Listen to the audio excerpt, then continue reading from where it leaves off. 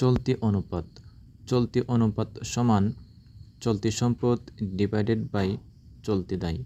অর্থাৎ চলতি অনুপাত হচ্ছে কোনো একটি প্রতিষ্ঠানের চলতি সম্পদ এবং চলতি দায়ের মধ্যে সম্পর্ক। চলতি অনুপাত দ্বারা একটি প্রতিষ্ঠানের চলতি দায় পরিশোধের ক্ষমতা জানা যায়। চলতি অনুপাতের আদর্শ মান হচ্ছে 2:1। অর্থাৎ কোনো একটি প্রতিষ্ঠানের যদি চলতি দায় 1 টাকা হয় তাহলে চলতি সম্পদ থাকতে হবে 2 টাকা। যেমন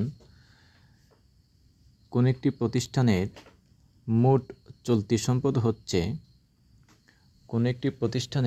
মোট চলতি দায় হচ্ছে 3 লাখ টাকা। কোনো একটি প্রতিষ্ঠানের চলতি দায় হচ্ছে 3 লাখ টাকা এবং মোট চলতি সম্পদ হচ্ছে 7 লাখ টাকা। মোট চলতি সম্পদ হচ্ছে 7 লাখ টাকা। তাহলে ওই প্রতিষ্ঠানের চলতি অনুপাত কত হবে? চলতি অনুপাত আমরা জানি চলতি অনুপাত সমান চলতি সম্পদ ডিভাইডেড বাই চলতি দায়। সুতরাং চলতি অনুপাত সমান